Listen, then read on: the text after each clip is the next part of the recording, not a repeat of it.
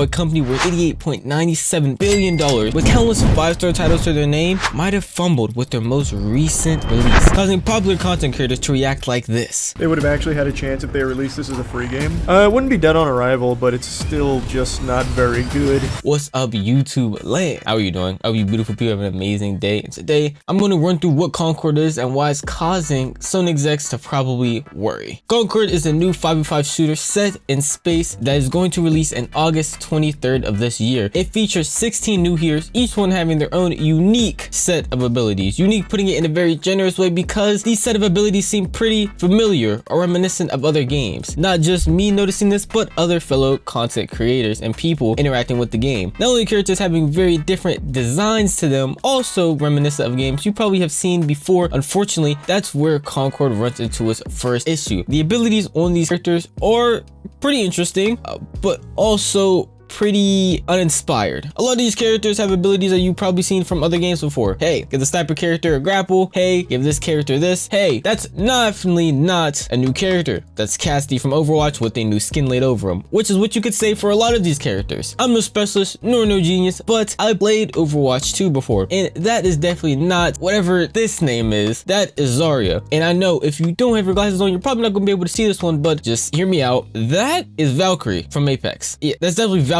from Apex Legends. That's one of the issues I see people talking about, is the lack of creativity when it comes to the characters. With some people saying it looks like AI generated, and some people just saying straight up stole the characters from other people. I could understand that from both sides. The characters really aren't that crazy or inventive. They're supposed to be reminiscent of newer titles or sci-fi titles that the creators are into, which are Star Wars, if you can tell, or things like that, like Star Trek. But in my opinion, the characters really don't matter. I mean, as long as you're able to tell them apart from other people, then that's all that really matters. So the inventive or lack of creativity in the characters isn't that important to me. What is important though would be the gameplay. This game has 4 different modes: Brawl, Takeover, and Rivalry. Unfortunately, the last mode is unknown, and the other modes, there's only 2 out of the 3 that are available. For these 2, we have a normal 5v5 with respawns. It's more of a confirm the kill, like Call of Duty. You kill somebody, you collect their card, and then that point gets totaled up. First person to 30 wins the round. The other one is more of their competitive mode. That mode is pretty normal and fine. I don't hear a lot of complaints about it. It's just normal, it's standard, it's something that Call of Duty has had for a while, but I have heard a lot of complaints about the other mode, Rivalry, which has no respawns, 5v5, and it's more of a domination. You're probably thinking, what's wrong with that? We had domination for a while. I don't see any issues with that. I don't see why there would be an issue. Well, here's the thing. Even though there's no respawns in this, so once you die, you just spectate your other teammates. Say the round does end, and you go back to pick a character that you've been using, having fun with, they're not there anymore. The reason they're not there is because in this mode, you're not able to pick the same character once you win with them. You win with that character, anyone on your team, you're not allowed to pick that character anymore. So it's constantly caused you to change and use new characters for around 3 rounds that it goes for if you win all of them. Unfortunately for you, if you're only good with one character, this mode is going to force you to play other characters you probably never tried, don't know their abilities with, or have never even thought of playing, or don't even like playing, because each team can only pick one hero, meaning there's no duplicates. When somebody chooses a hero that you probably would have wanted, then it's done with. You're gonna even have to wait until next round, and hopefully somebody else doesn't choose that hero as well, or just get good with another or wide range of heroes that they have. That's not an issue with one mode. Why don't I just play the other mode? Why don't I just play Brawl? That would make more sense until you try to actually play it. Say you do load up, you decide to get the beta, or you just have PlayStation Plus, you load up into Brawl, and you're sitting there waiting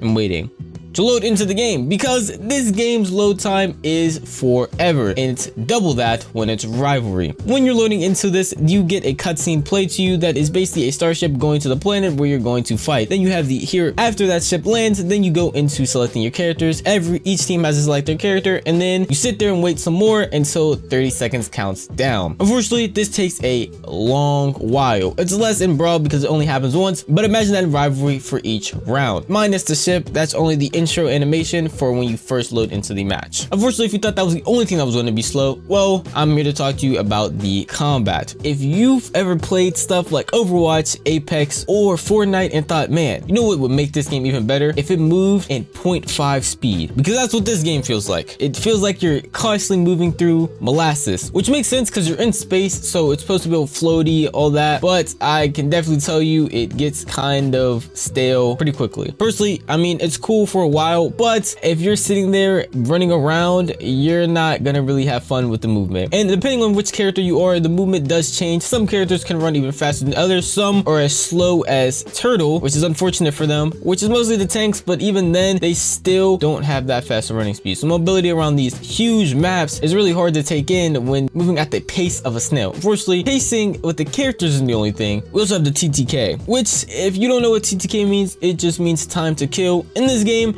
it is pretty long. You will most likely never win a gunfight without reloading unless you're playing one of the tanks, or unless you're shrouded and hitting every single shot, which I highly doubt for most casual players, so you will be reloading a lot. And let me tell you, that reload animation speed is also very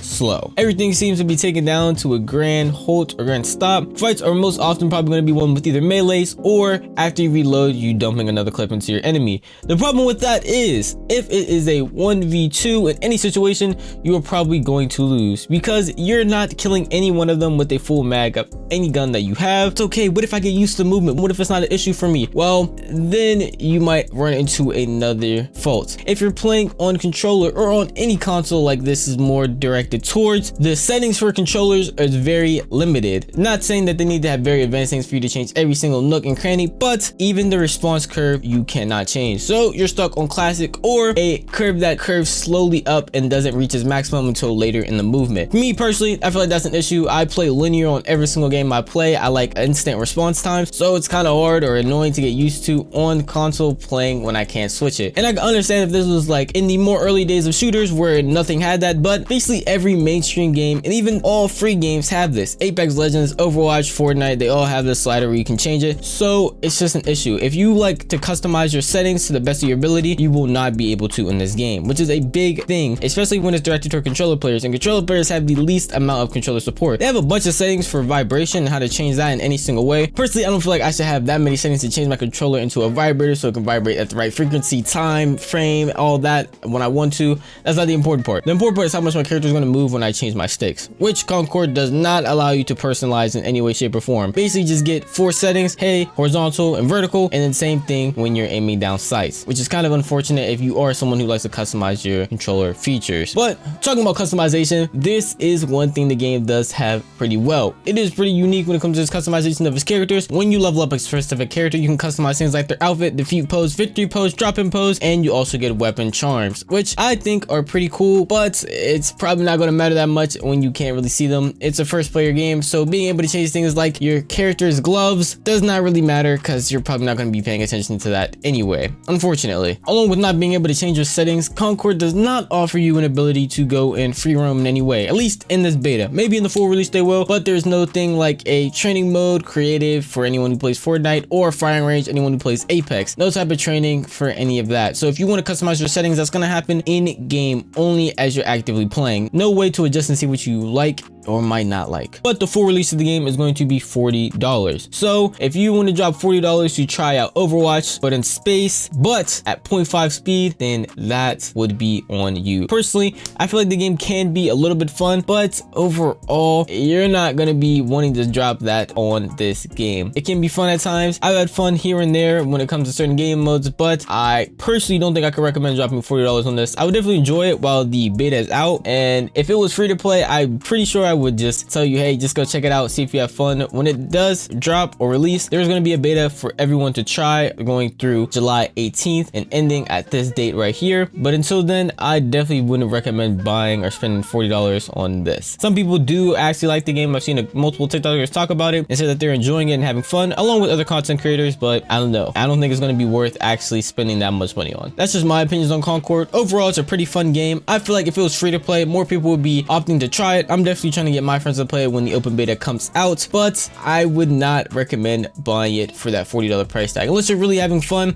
I hear a lot of people probably aren't going to buy it, and a lot of people aren't happy with the combat, movement, load time. But fortunately for us though, this is a beta, so everything could be changed in the future. A lot of these issues, as long as you voice them correctly or as long as PlayStation does see them, hopefully they will get fixed. But those are just my thoughts. Let me know your thoughts in the comment section down below, and if you did enjoy this video, please like and subscribe. It helps me more than you know. I hope you beautiful people people have an amazing day. Peace out. I see you enjoyed the video. Well, first, thank you for watching. And boom, I got 2 other videos you might like. You know, you can just click on one of those whenever you're ready. CC on the track, boy.